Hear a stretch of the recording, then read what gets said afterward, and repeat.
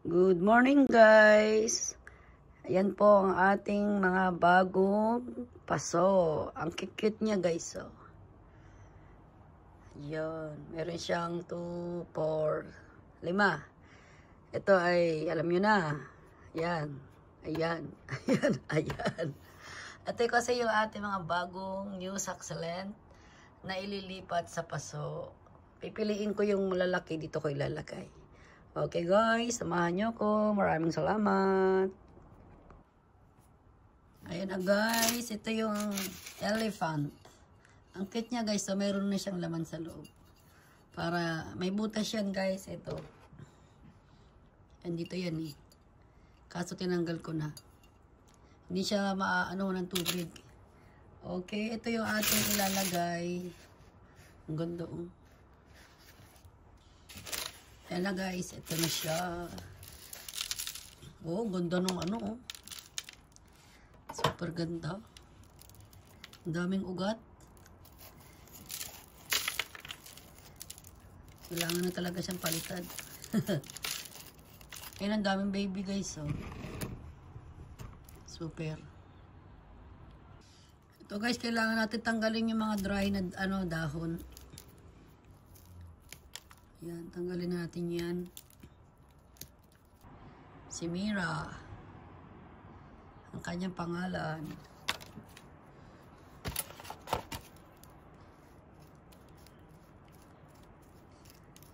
Kailangan malinis na malinis.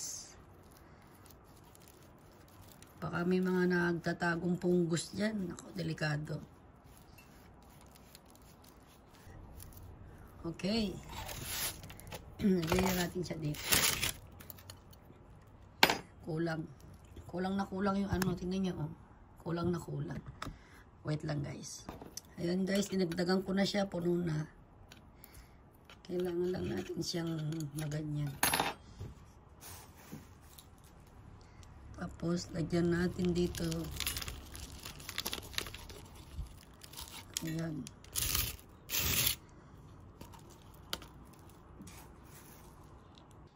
Ito na siya guys, oh. Ang ganda. Ito yung next natin, ang pusa.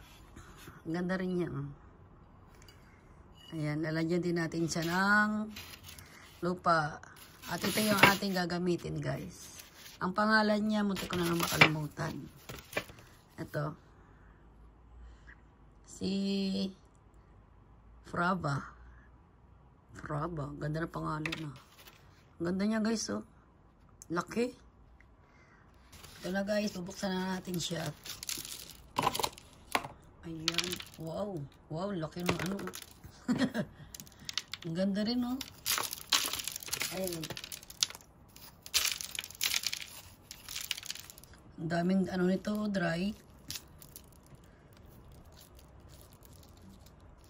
Ingat lang yung mga baby. Nakaw. Ano yun? Ah, kasasabi pa lang. Ano yun?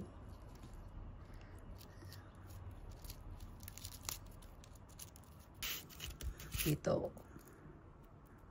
Wow. Sasabit siya. Pag ganyan na lang. Ayan, pwede. Pwede. Para-paraan lang yan.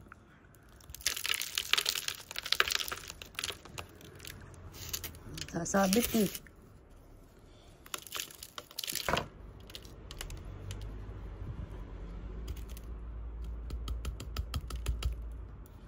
Ayan, hindi na tapos tayo.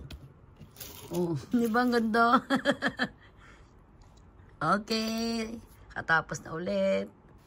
Ito guys, ang ating next. Ang cute niya oh. May laman na rin siya sa loob. Tapos ito. Ito siya guys. Ayan. Ang pangalan niya ay ito. Okay. Tara na. Let's go. Ganda nito guys oh. Ang tigas. Naku, may paano yun. Akala ko ano yun. Takot ako dun ah. Ang ganda guys oh. Ito guys, walang ganong dry na leaves. Kaya okay lang. Ilipat na natin siya dito. Ganda rin niya. Ganda ng kulay ah. Ayan guys. Lagyan natin siya.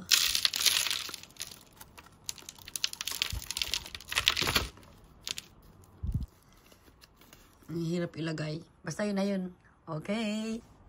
Ito naman ang aking susunod. Ayan. Ito pangalan niya guys. Ayan. Ang ganda. Ang haba na ng kanyang flowers. Oh. Pero pwede nyo nang gupitin yan eh. Gupitin kaya natin. Ang hirap niya kunin. Ang problema si Anata. Oh, tigas.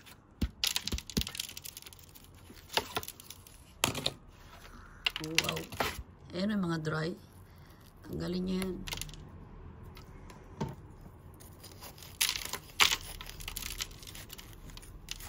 Iwan ko lang yung ano. Sayang eh. Para magandang tignan pare ko. Okay. Ang dami oh. Tanggalin ko lang to. Wow, ganda. Ayan, ganyan siya guys. Ating gagawin.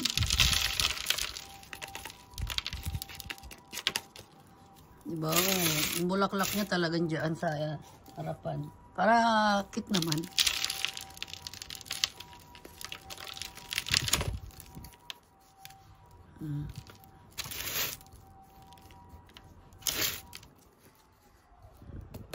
Oh, yan. Oh, yun. Ang ganda na ng bebe. Lagyan natin itong pangalan.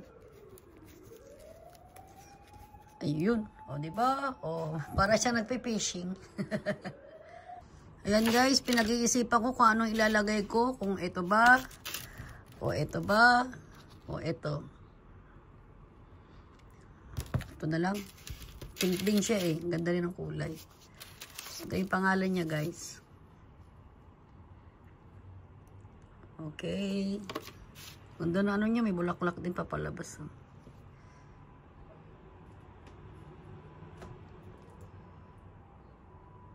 Ayan. Parang may nag-anong ambulansya dyan. Oh. May to. Ano kayo nangyari? Ayun, ang daming ambulansya. Oh.